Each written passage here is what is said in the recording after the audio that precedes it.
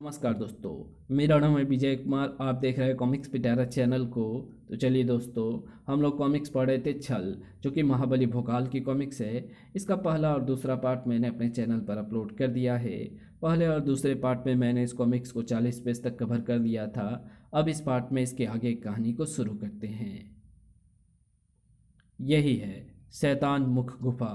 बालकों के साथ साथ मुझे यहाँ अपने कई प्रश्नों के उत्तर भी मिलेंगे। बिल्कुल मिलेंगे। और साथ ही मृत्यु भी मिलेगी मेघनाथ के हाथों। मेघनाथ, दशानन रावण का पुत्र मेघनाथ?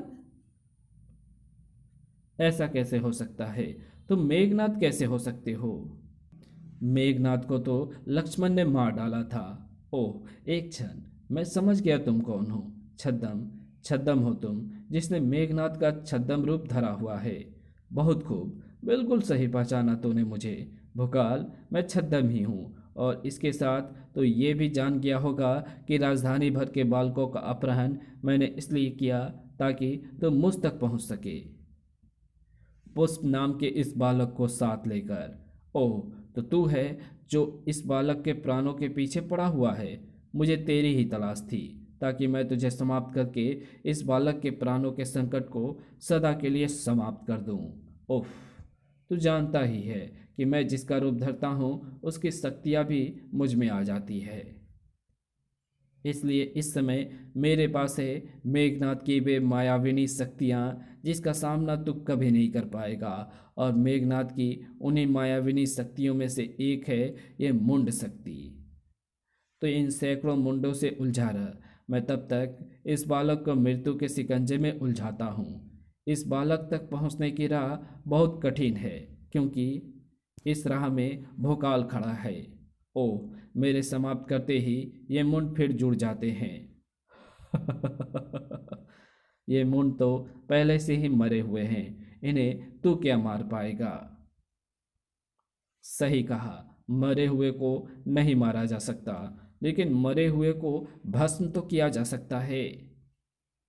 इसी तरह तो भी भस्म होगा। ओह, उस मेघनाथ को भस्म करना इतना आसान नहीं है भोकाल, जिसकी नाद पर मेघ उसके शत्रुओं पर काल बनकर बरसते हैं। ओफ, आकाश ने एकाएक भोकाल पर कीचड़ की घनघोर बरसात कर दी। पलक झपकते ही उस कीचड़ के नीचे दबा नजर आया भोकाल। अब मैं आराम से इस बालक के शीश को उतार सकूंगा। नहीं उतार सकेगा, भोकाल तुझे ऐसा नहीं करने देगा। धाड़। ओह, तेरी वीरता का भी जवाब नहीं, लेकिन मेरी माया की भी कोई पराकाष्ठा नहीं। देख। उफ, इस बार उसके नाद पर मेघों ने चट्टानें बरसानी आरंभ कर दी, और हर चट्टान का निशाना मैं हूँ। इसलिए मुझे इनसे बचना भी होगा और इन्हें समाप्त भी करना होगा। ओह, इन्हें समाप्त करने में मुझे काफ़ी समय लगेगा। भड़ाक, भड़ाक। जबकि पुष्प को वो एक ही झटके में समाप्त कर सकता है। इसलिए इस समय मेरे पास पुष्प को बचाने का एक ही रास्ता है कि मैं अपने प्राणों की चिंता किए बिना चट्टानों के इस वर्षा के बीच से होता हुआ आगे बढ़ूं और पुष्प को बचा लूं। अपने शरीर पर होते चट्टानी प्रभावों को, चट्टानी प्रहारों की परवाह किए बिना भोकाल ने पुष्प को तो बचा लिया, लेकिन मेघनाथ के इस प्रहार से खुद को बचाए ना रख सका। आह! इस बालक को मारने के रास्ते में बहुत मुश्किलें खड़ी करके तूने मेरे धीरज का बांध तोड़ दिया है। अब इस बालक को मारने से पहले मुझे तेरा प्रबंध करना होगा, और उसके लिए मुझे प्रयोग करना होगा नागपाश।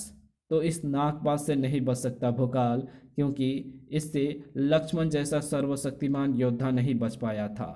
उफ, भोकाल को पता ही नहीं चला कि कब नागपाश उसके शरीर से आ लिपटा, और कब उसकी सांसें उसके गले में ही घुटने लगी।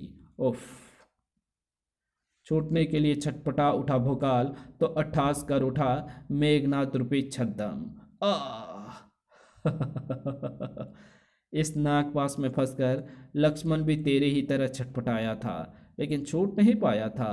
वो तो अगर विष्णु का वाहन गरुड़ आकर उसे नागपाश से ना छुड़ाता तो मूर्छित होने की जगह मारा जाता लक्ष्मण। लेकिन तू लक्ष्मण की तरह मात्र मूर्छित होकर ही नहीं रहने वाला। तू तो इस नागपाश से मरकर ही छूटेगा, क्योंकि तुझे बचाने के लिए कोई गरुड़ नहीं आने वाला। नागपाश? गरुड़? गुरुदेव कहते थे कि बड़े होकर मेरा सामना किसी बहुत बड़ी शक्ति से होने वाला है, इसलिए वो मुझे कई बड़े बड़े वारों की काट की भी शिक्षा दे रहे थे। उन्होंने मुझे नागपाश के काट की भी शिक्षा दी थी। हाँ, मैं नागपाश की काट जानता हूँ और मैं उसका प्रयोग करके महाबली के प्राणों को बचाऊंगा। पुष्प के नन्हे हाथ तुरंत ही गरुड़ मुद्रा में जुड़ गए और जा जमे भोकाल के शरीर से लिपटे नागपाश से। इसी के साथ बुरी तरह चीख उठा मेघनाथ रूपी छद्म। ये क्या? ये तो नागपाश को काटने का तरीका है। ओह, इसका मतलब तो नागपाश की काट जानता है। विलक्षण, अति विलक्षण बात है ये। पीड़ा से तड़पते भोकाल ने भी बेझिल होती जा रही अपनी आंखों से पुष्प के उस विलक्षण प्रयास को देखा था। आह! जिस नागपाश को मैं अपनी समझ शक्ति और प्रयास के बल पर नहीं काट पा रहा हूं, उसे काटने का उपाय पुष्प जानता है। धन्य है आप महर्षि अखिलेश, जो आपने इस छोटे से बालक को एक महाशक्ति काटने की शिक्षा दी। आह! परंतु क्या मेघनाथ बने छद्म के सामने पुष्प इस नागपाश को काट पाएगा? तुझे भोकाल से अलग करना होगा, वरना तो मेरा सारा बना बनाया खेल बिगाड़ देगा।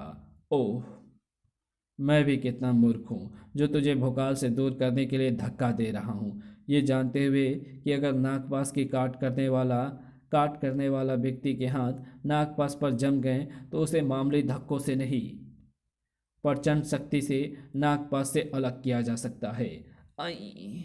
आह! छद्म पुष्प को नागपाश से अलग करने के लिए उस पर घातक प्रहार कर रहा है, परंतु मैं विवश हूँ, मैं कुछ नहीं कर सकता, क्योंकि नागपाश के अत्यधिक तीक्ष्ण विष के प्रभाव से मेरी शक्तियाँ इतनी क्षीण हो गई है कि मेरे लिए आंखें खोले रखना भी कठिन है। आह!